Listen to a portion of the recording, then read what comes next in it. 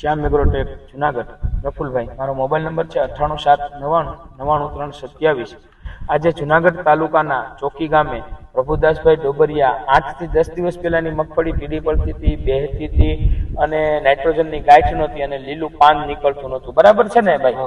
હા. તો એનો જે વિડીયો કોલની અંદર મને ફોન કરી અને વિડીયો કોલની અંદર મને બતાવ્યું અને એને મેં કીધું કે ભાઈ તમે આજ ને આજ મારી પાસે આવી જાઓ. 9 વાગે સવારે એને મને વિડીયો કોલ કર્યો અને 11:30 વાગે પ્રભુદાસભાઈ મારી દુકાને હતા અને એને સારું એવું રિઝલ્ટ મળ્યું છે.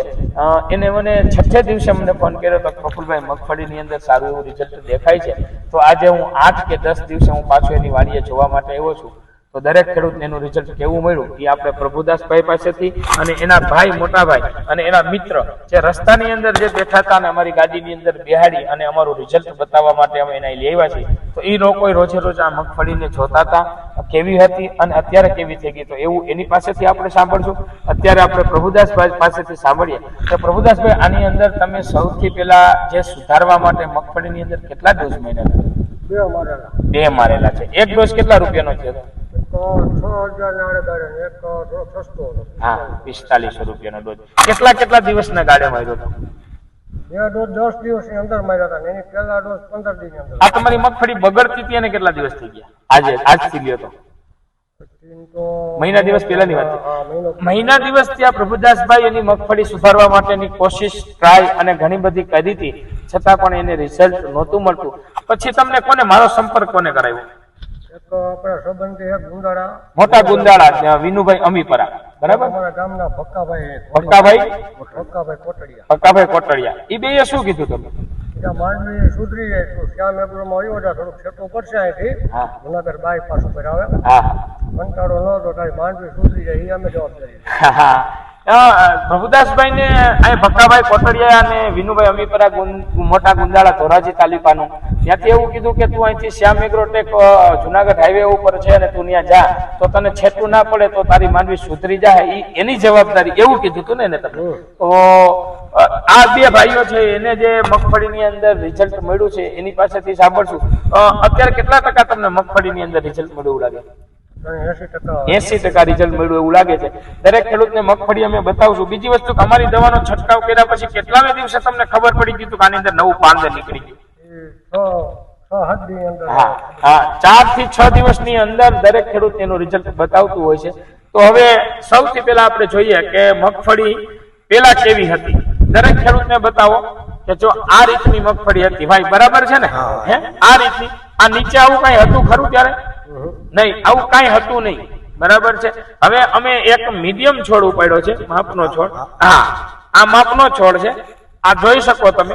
આ દરેક ખેડૂતને બતાવો. અત્યારે આ છોડ છે, આને દિવસ હજી 8 જ થયા છે, ખાલી હજી 8 દિવસ. આ મગફળી સુધરી ગઈ છે. હવે આ મગફળીને કાંઈ નહીં થાય એની જવાબદારી દરેક ખેડૂતને હું કહું છું કે પ્રભુદાસભાઈ મારી પાસેથી દવા લેશે ને તો આ મગફળીને નહીં રાતળાવા દઉં, નહીં ગેરવાવા દઉં, નહીં ઈયળ લાગવા દઉં, નહીં દોડવાને હળવા દઉં. આ મેન આ જે સારામાં સારો જે છોડ છે એ આ તમે પકડી અને દરેક ખેડૂતને આપણે બતાવીએ કે જયારે શરૂઆતની અંદર આવ્યા ત્યારે આવો હતો. આ માપનો છોડ છે અને આ ગ્રીનરી અને ગ્રોથ વાળો સારો એવો છોડ છે, બરાબર છે ને ભાઈ? તો હવે આપણે એના જે મોટા ભાઈ એની પાસેથી આપણે સાંભળીએ કે આ રોજે રોજ માંડવીને જોતા હતા અને અત્યારે કેવું રિઝલ્ટ છે. અને બીજી વસ્તુ કે તમે ભાઈ દરેક ખેડૂતને મારું રિઝલ્ટ જોઈ અને દરેક ખેડૂતને તમે શું ભલામણ કરો છો એ દરેક ખેડૂતને કહો. પેલા તમારું નામ, ગામ. મારું નામ મુકેશભાઈ ડોબરિયા છે. હું પ્રભુદાસભાઈનો બાપાનો દીકરો થયો છું, કાકાના. એટલે એમાં માંડવી તો અમે અહીં વિઝિટ કરતા જોઈએ, વાડી આવતા હોય આટો મારવા. તો માંડવીમાં ઘણું પહેલા વખત આવી માંડવી હતી. આ ડોઝ માર્યા પછી 10-12 દિવસ થયા.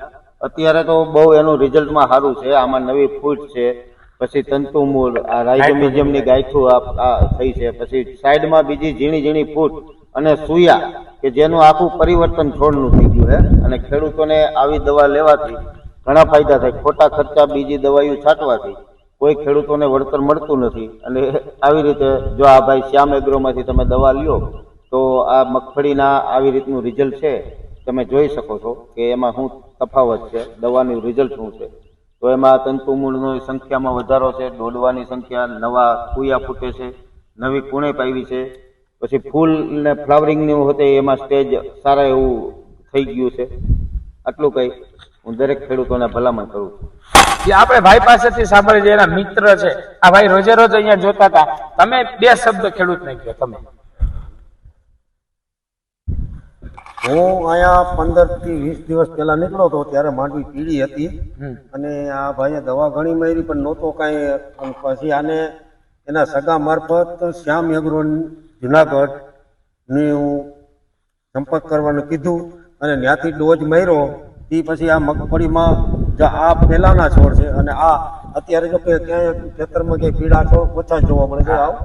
બાકી બધે જો આ સુધારો આવી ગયો, આ નવી ફૂટ આવી ગઈ, આ જીરોનો ઓલા બધા.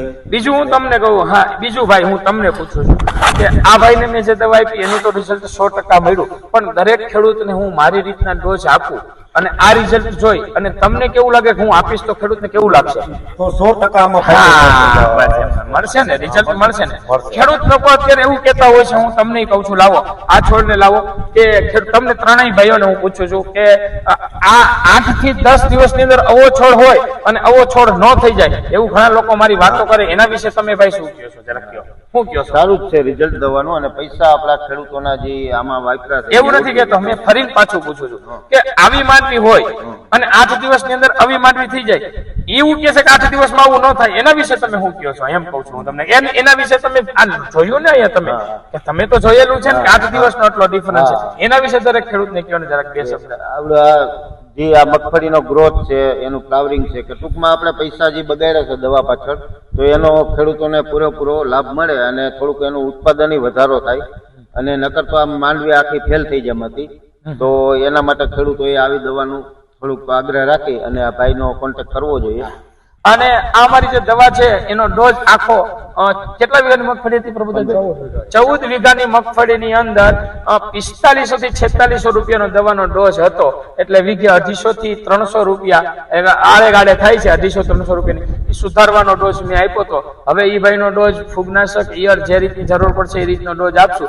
બીજું કે દરેક ખેડૂતને હું એવું પણ કહેવા માંગુ છું કે મારી પાસેથી પહેલેથી છેલ્લે જે દવા લે છે એનો કોઈનો પાક બગડતો નથી. અત્યારે હું જે વિડીયો વાયરલ કરું છું ને, એ વિડીયો જે લોકો મારી પાસે અધવચ્ચેથી આવે છે, જેને પાક બગડે છે અને જેને પાક સુધરી જાય છે, એવા લોકોનો જ વિડીયો વાયરલ કરું છું. શ્યામ એગ્રોટેક જુનાગઢ, પ્રફુલભાઈ.